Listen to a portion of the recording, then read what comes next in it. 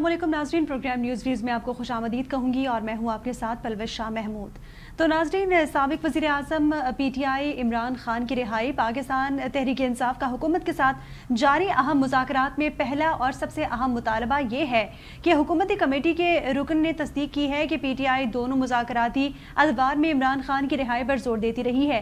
और ज़राए ने बताया है कि PTI ने 23 दिसंबर के इजलास के दौरान बानी PTI की रिहाई को अपना अवलीन मुतालबा बताया था और उन्होंने पस पर्दा मुज़ाकरात की भी तरदीद की है। जो 2 जनवरी के इजलास में भी उन्होंने इमरान खान और दीगर की रिहाई पर जोर है।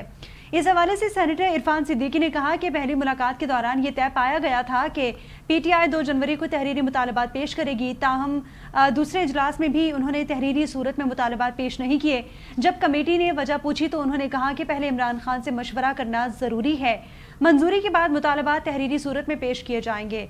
और साथ ही दूसरी जानिब PTI की मुज़ाकराती टीम के रुकन साहबजादा हामिद रज़ा ने हुकूमत के इस दावे की तरदीद की है और कहा कि PTI ने हुकूमत से इमरान खान की रिहाई पर बात की है, लेकिन इस पर जोर दिया गया कि ये सिर्फ आईनी और कानूनी फ्रेमवर्क के तहत ही होना चाहिए। इस तमाम तर सूरत हाल पर आज के प्रोग्राम में हम गुफ्तगू करने वाले हैं। हमारे साथ लाइन पर मौजूद हैं निसार चीमा साहब मुस्लिम लीग नून से और तहरीक इंसाफ से वकास मान साहब। दोनों मौजूद मेहमानों को बहुत शुक्रिया। वकास साहब, सबसे पहले आपकी जानिब आना चाहूँगी। तमाम तर स्टेक होल्डर्स को एतमाद में लेने की एक ज़िद कर रही है PTI। क्या हुकूमत पर एतमाद नहीं है? क्या वजूहात हैं कि तमाम तर स्टेक होल्डर्स को एतमाद में लिया जाए, उसके बाद ही तमाम तर सूरत हाल जो है वो काबू में आ सकती है? देखिए, हमने बड़े सिंपल 2 मुतालबात किए हैं। तमाम तर स्टेक होल्डर्स को लेने की मुझे आपकी ये कोई बात समझ नहीं आई।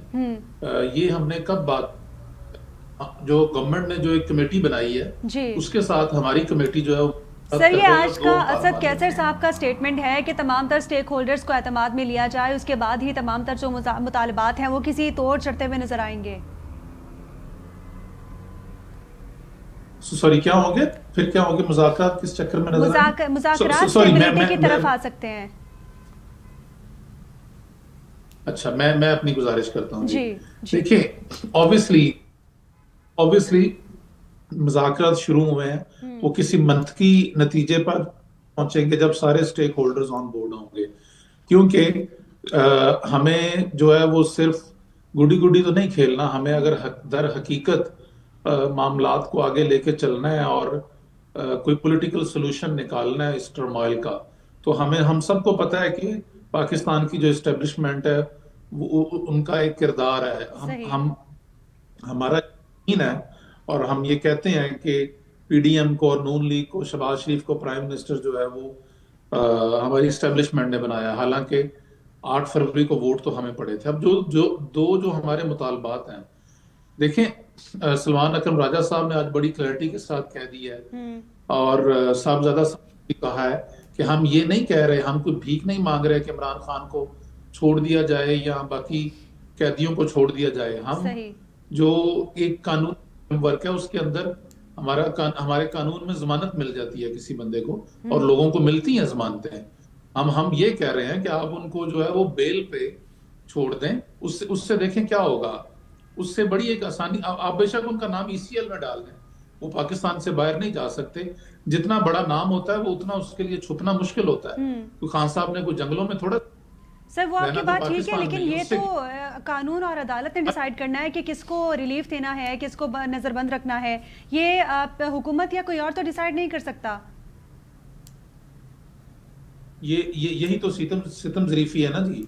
अगर आइन और कानून और अदालत ने आइन और कानून के मुताबिक करना हो तो अदालतों ने, सुप्रीम बड़ी तो कोई अदालत नहीं है इस मुल्क में, सुप्रीम कोर्ट ने कहा कि PTI के जो है वो जो रिजर्व सीट्स हैं उनको दी जाएं। क्या इस हुकूमत ने मानी? सुप्रीम कोर्ट ने कहा कि 14 मई को इलेक्शन करवाए जाएं पंजाब में। क्या इस हुकूमत ने माने? ये अदालतों का कहना नहीं मानते और हमारे सामने है जो निचली अदालतें हैं वो असरअंदाज है उनके ऊपर। हमारी रियासती इदारे और हमारी हुकूमत उसके ऊपर असरअंदाज है और आपके सामने है। वो तोशाखाना का केस हो, वो साइफर का हो, वो जितने भी केसेस, इद्दत का केस हो, वो छोटी अदालतों में जो है वो जेल के अंदर इमरान खान के खिलाफ फैसले सुनाए गए, बाद में वो सेटिस्फाइड हुए। हमारे सामने ये सारा कुछ, सारी दुनिया को पता है, इसमें कोई इबहाम वाली तो बात नहीं है। اور آپ جو ہے عدالتیں جو ہیں ایک گڈ فیتھ میں اگر آپ ان کو ضمانت پہ رہا کرتے ہیں، بہت سارے اور قیدی، اور ہم یہ بھی کہتے ہیں کہ عمران خان صاحب کا نام سب سے بعد میں ہے۔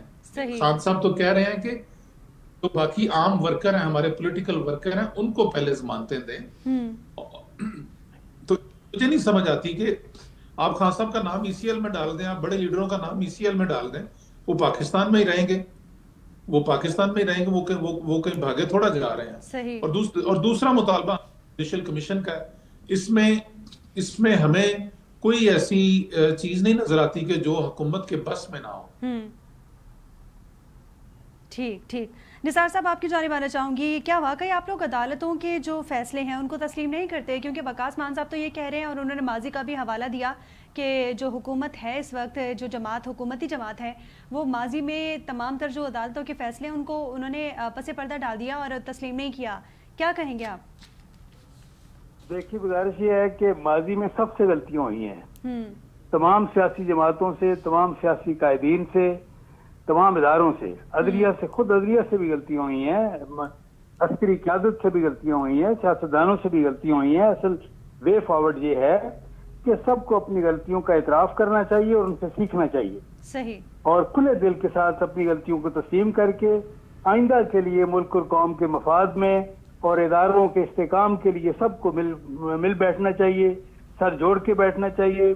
اور جیسے میں ہمیشہ کہتا ہوں کہ اپنے ذاتی، اپنے شخصی، اپنے سیاسی مفادات سے بالا تر ہو کر صرف اور صرف ملک اور قوم کے مفاد میں فیصلے کرنے چاہیے، اور اس کے لیے ضروری ہے کہ عمران خان صاحب سمیت ساری قومی سیاسی قیادت کو مل بیٹھنا چاہیے۔ صحیح۔ نثار صاحب، جس طرح آپ نے ابھی حوالہ دیا کہ ماضی میں غلطیاں سب سے ہوئی ہیں، تو اس وقت مذاکرات کے لیے تمام جو سیاسی جماعتیں ہیں وہ بیٹھی ہوئی ہیں ٹیبل پر، آپ نہیں سمجھتے کہ ماضی میں ان غلطیوں کا ازالہ کیا جائے اور تمام تر جو مسٹیکس ہیں ان کو بھلا کر آگے بڑھا جائے؟ جی بالکل، آپ نے درست فرمایا، بالکل سب کو یہ کہ آگے بڑھنا چاہیے اور ماضی کی غلطیوں کا اعتراف بھی کرنا چاہیے اور ان سے سیکھنا بھی چاہیے، اور آئندہ کے لیے تہیہ کرنا چاہیے کہ ہم ملکی اور قومی مفاد میں فیصلے کریں گے۔ یہ دیکھیں، یہ ہے کہ اور اس کے لیے آئین جو ہے سب سے بڑی گائیڈ لائن ہے، تمام زیریں کے حکمرانوں کو، سیاسی جماعتوں کو، اداروں کو یہ وہی رول پلے کرنا چاہیے جس کا تعین آئین نے کر رکھا ہے۔ جی صحیح۔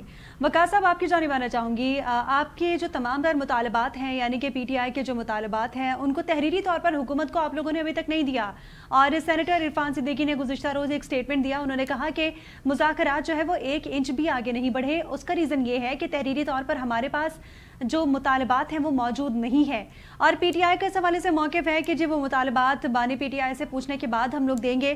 کیا وجوہات ہیں کہ بانی پی ٹی آئی سے کیا ابھی تک آپ لوگوں کی مشاورت نہیں ہوئی مطالبات کو لے کر، یا پھر تحریری طور پر کیوں نہیں دیے جا رہے؟ دیکھیں، نمبر 1، ہمیں جو ہے وہ عمران خان صاحب سے ہماری جو لیگل ٹیم ہے، ہماری جو پولیٹیکل ٹیم ہے، ان کی ملاقاتوں میں وہ ڈسٹربنس آ جاتی ہے۔ ہم یہی کہہ رہے ہیں کہ اگر آپ خان صاحب کو ضمانت پہ باہر لے آئیں گے اور اس کے ساتھ ایک اس کا کیا فائدہ ہوگا؟ ایک اس کا فائدہ یہ ہوگا کہ آپ کا ایک گڈ ول جسچر نظر آئے گا کہ آپ سیریس ہیں، اور نمبر 2 یہ ہوگا کہ خان صاحب ہر وقت اویلیبل ہوں گے، بلکہ خان صاحب خود ان جو نیگوشیشنز ہیں ان میں شامل ہو سکیں گے، اور وہ 24 گھنٹے ہماری ایکسیس ہوگی ان کے ساتھ۔ ابھی اس وقت ہفتے میں 1 دفعہ لیگل ٹیم ملتی ہے، 1 دفعہ پولیٹیکل ٹیم ملتی ہے، 1 دفعہ ان کی فیملی کے ممبر ملتے ہیں۔ اب اس میں لامحالہ آپ نے اگر ایک بات کی ہے تو اگر آپ نے کوئی دوبارہ بات پوچھنی ہے تو آپ کو کچھ دن انتظار کرنا پڑے گا، کیونکہ آپ کی اس طرح سے ایکسیس نہیں ہے، آپ کوئی فون پہ بات نہیں کر سکتے۔ لیکن وقاص صاحب، حکومت نے تو یقین دہانی کرائی تھی کہ آپ لوگوں کی ملاقات لازمی کرائی جائے گی، تو کیا اس جو انہوں نے یقین دہانی کرائی تھی اس پر عمل درآمد نہیں ہوا ابھی تک؟ نہیں، اس پہ نہیں ہو رہا جی۔ اس کی جو ہے وہ ہماری فریکوینسی جو ہے وہ ملاقات کی وہ بہت کم ہے، اور اس میں بھی کئی گھنٹے باہر کھڑا کر دیا جاتا ہے، اور کئی دفعہ ایسا ہوتا ہے کہ خان صاحب کچھ لوگوں کو ملنا چاہتے ہیں، ان کو پرمیشن نہیں دی جاتی، ان کی جگہ کسی اور کو دی جاتی ہے۔ اب فار ایگزامپل اگر آپ نے مثال کے طور پہ وقاص مان سے ملنا ہے یا میرے سے کوئی بات کرنی ہے اور مجھے اندر ہی نہیں جانے دیا جاتا، تو وہ کمیونیکیشن ختم ہو گئی.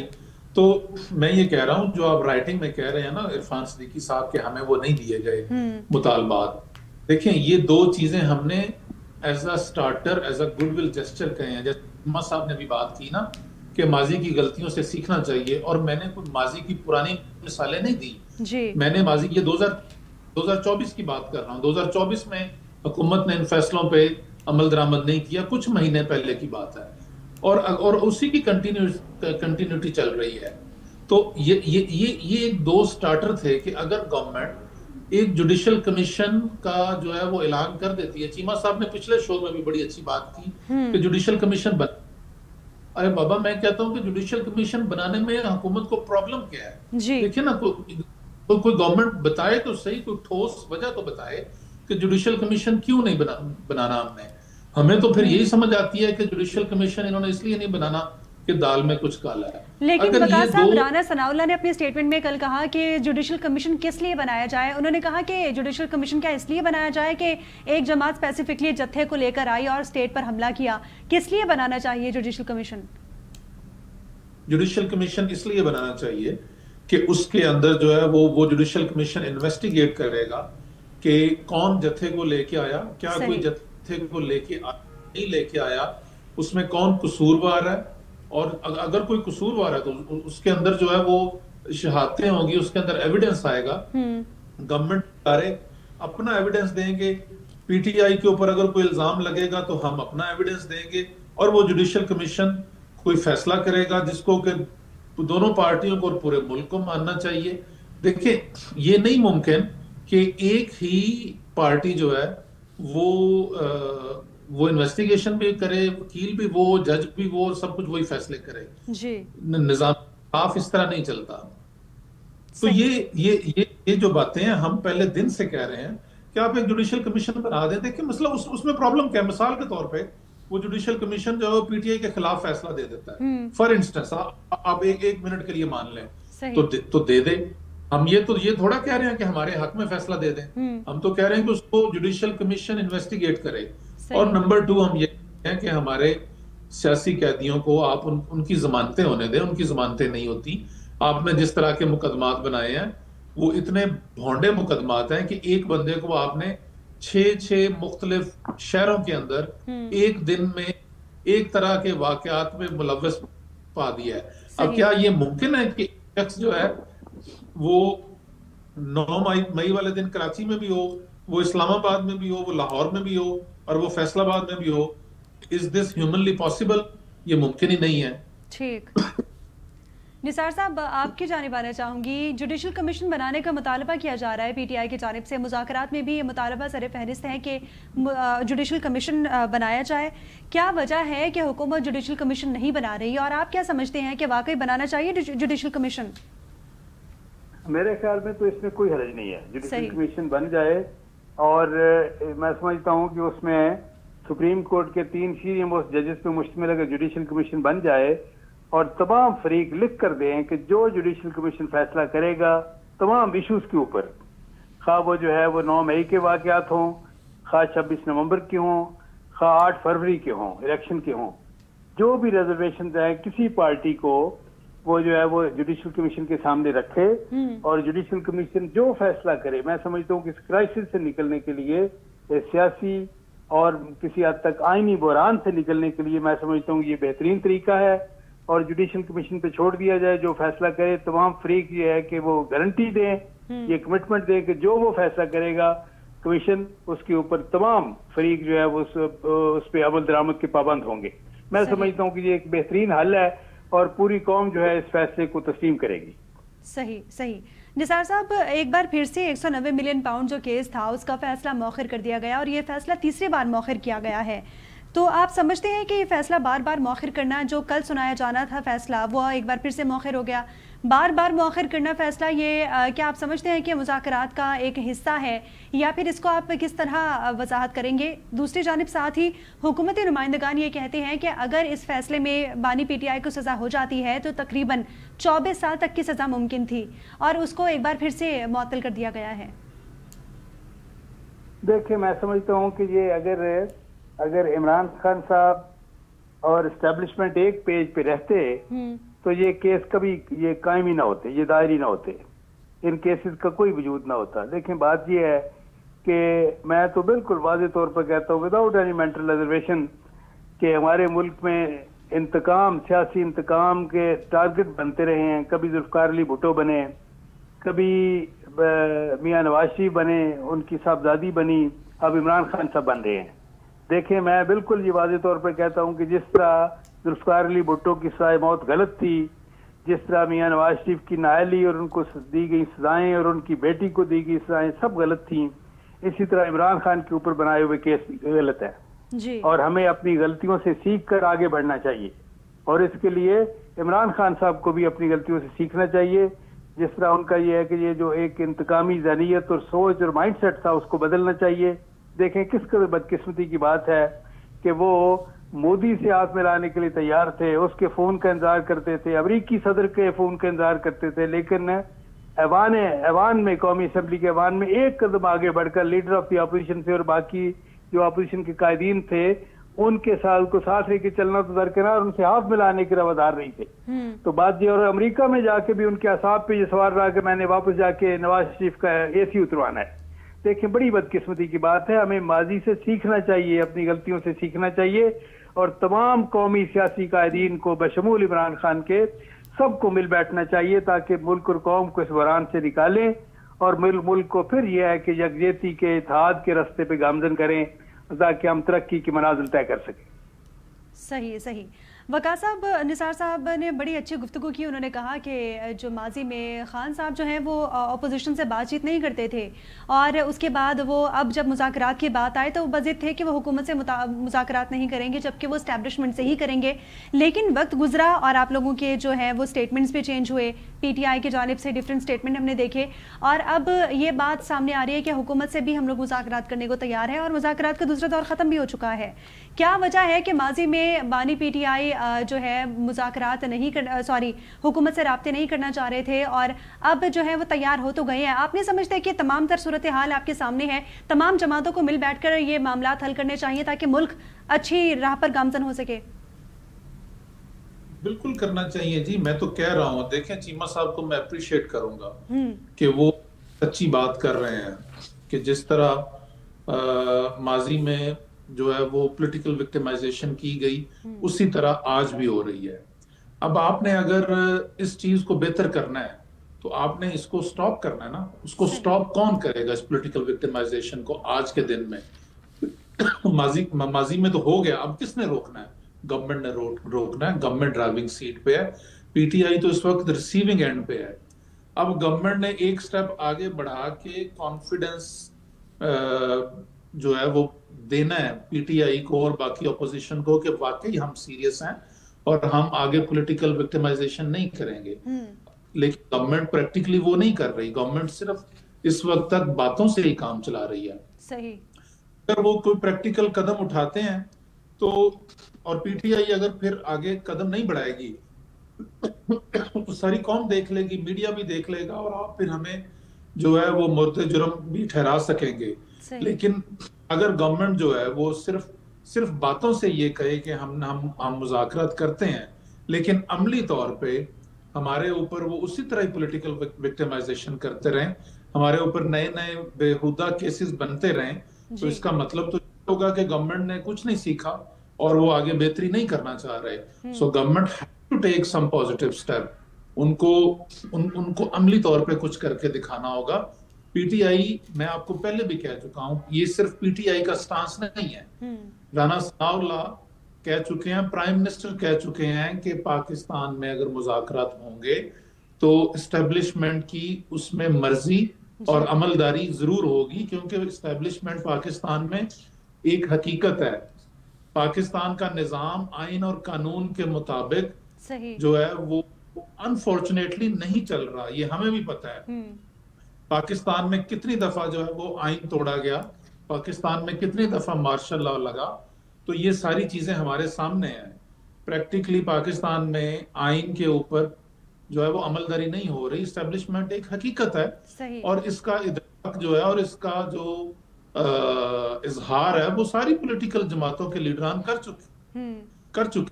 تو اگر کوئی بندہ کھل کے ایک بات کرتا ہے اور کلیئرٹی کے ساتھ کرتا ہے تو اس میں کوئی حرج والی بات نہیں ہے. یہ نون لیگ کے لوگ کہہ چکے ہیں, یہ ہم بھی سمجھتے ہیں کہ جب تک وہ آن بورڈ نہیں ہوں گے کوئی بھی مذاکرات یا کوئی چیز کسی نتیجہ خیز نہیں ثابت ہوگی.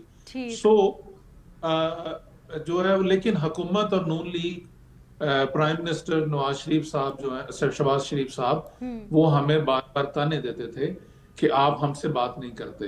اب ہم کہہ رہے ہیں کہ ہم آپ سے بات کرنے کو تیار ہیں, اور ہماری یہ کمیٹی اور یہ دو جائز چیزیں ہیں. ایک سٹارٹر کے طور پہ آپ گورنمنٹ ہیں, آپ کچھ صرف باتوں سے نہیں عملی طور پہ کچھ کر کے دکھائیں تو ہم بالکل آپ کے ساتھ مذاکرات کر رہے ہیں.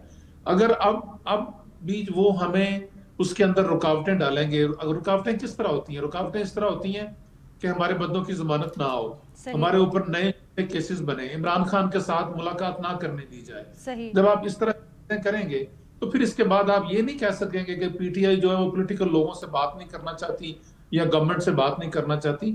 ہم پورا موقع دے رہے ہیں اور بالکل کھلی نیت اور کھلے دل کے ساتھ مذاکرات کرنا چاہتے ہیں اور کریں گے, کیونکہ ہم حقیقت میں یہ سمجھتے ہیں کہ پاکستان کا جو اس وقت جو جس کرائسس سے گزر رہا ہے, دیکھیں پولیٹیکل کرائسس اور اکنامک کرائسس, اس ملک میں کوئی کاروبار نہیں ہے, اس ملک میں کوئی جابز, ہم اتنی بری ہماری حالت ہے, ہماری انرجی اتنی مہنگی ہے کہ اس ریجن میں ہماری جو الیکٹریسٹی ہے وہ 2 سے 3 گنا مہنگی ہے.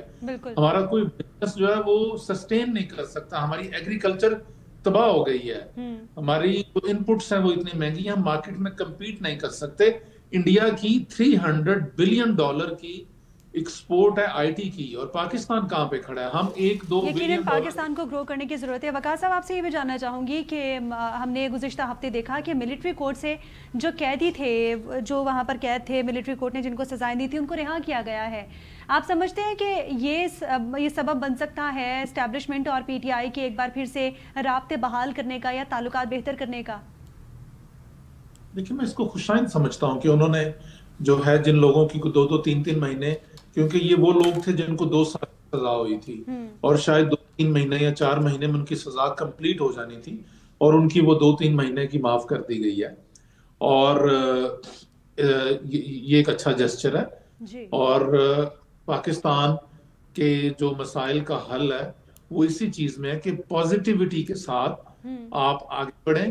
کہ اگر دیکھیں کوئی بھی ایک آدمی ہے, وقاص مان ہے, نثار چیمہ صاحب ہے, آپ ہیں, پرائم منسٹر ہے, اور ایک مزدور ہے, ہر بندے کے پاس روزانہ صرف 24 گھنٹے ہیں, اور ہم جس جگہ کھڑے ہیں ہمیں وہ 24 گھنٹے پروڈکٹیولی استعمال کرنے ہیں. لیکن ہو کیا رہا ہے یہاں پہ جو ہے نا, وہ بدقسمتی کے ساتھ جو ہمارے حکمران ہیں, جو لوگ فیصلہ ساز ہیں, ان کا زیادہ وقت اس چیز میں گزرتا ہے کہ اپوزیشن کو اور مخالفوں کو کیسے فکس کیا جائے.